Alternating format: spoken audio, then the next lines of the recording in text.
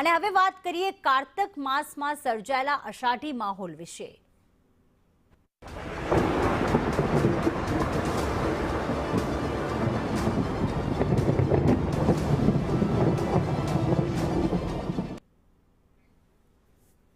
તો સાબરકાંઠા જિલ્લામાં કમોસમી વરસાદ વરસી રહ્યો છે, જેમાં ઈડર, વડાલી અને વિજયનગરમાં વરસાદ, ઈડરના સુરપુર, પાનોર અને ગંભીરપુરા વિસ્તારમાં વરસાદ વરસી રહ્યો છે।